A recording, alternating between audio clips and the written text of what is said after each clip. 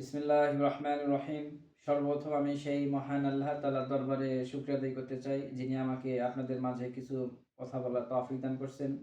আসসালামু আলাইকুম ওয়া রাহমাতুল্লাহি ওয়া বারাকাতুহু। প্রিয় মুসলিম ভাই ও বোনেরা, আমি আজকে একটা গুরুত্বপূর্ণ বিষয় নিয়ে কথা বলবো।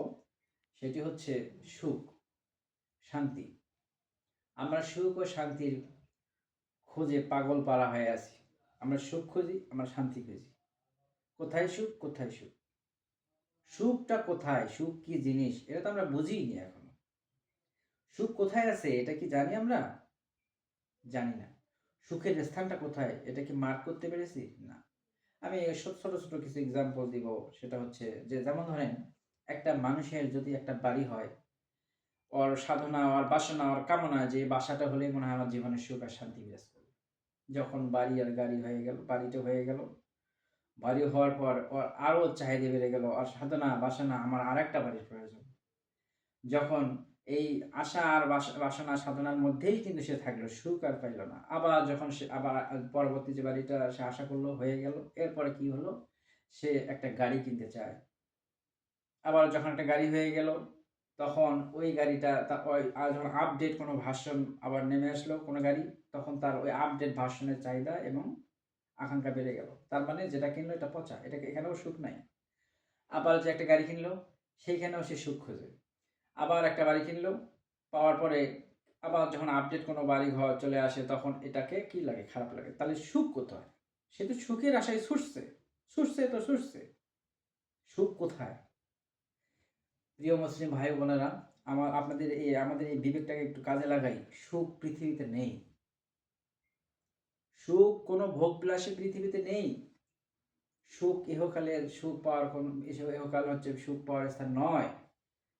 পরকাল হচ্ছে সুখ পাওয়ার স্থান। জান্নাত, আল্লাহ পাক আমাদের জন্য কয়টা জান্নাত রেখেছেন? ৮টা জান্নাত। তো এইজন্য আমরা দুনিয়ার বুকে সুখ না খুঁজি।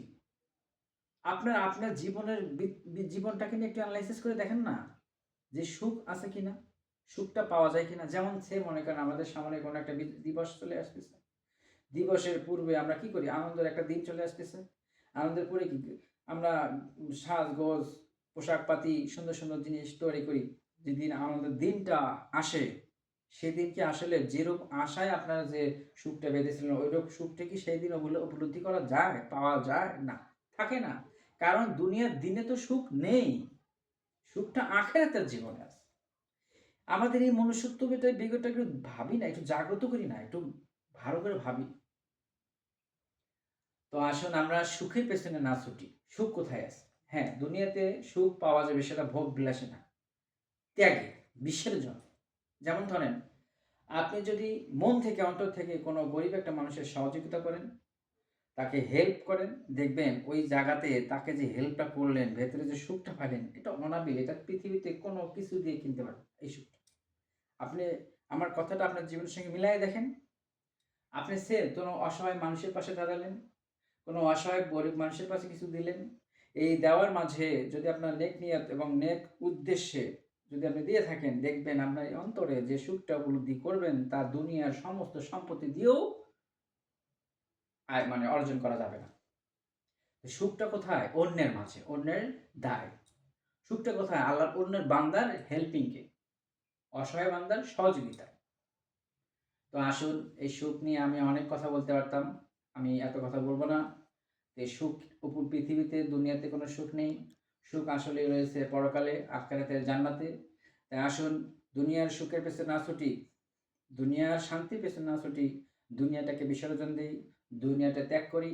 আখিরাতকে কাছে পাওয়ার জন্য, আখিরাতে সেই সুখ পাওয়ার জন্য আমরা কি করব? মহান আল্লাহ তাআলাকে চিনব, মহান আল্লাহ তাআলার নির্দেশ, আদেশ মেনে চলব এবং তার যে প্রিয় হাবিব হযরত মুহাম্মদ সাল্লাল্লাহু আলাইহি সাল্লামের জীবন আদর্শে আদর্শিত হব। আমার এই কথার মাঝে কোনো ত্রুটি থাকলে অবশ্যই আমাকে মাফ করবেন ইনশাআল্লাহ। আসসালামু আলাইকুম ওয়া রাহমাতুল্লাহি ওয়া বারাকাতুহু।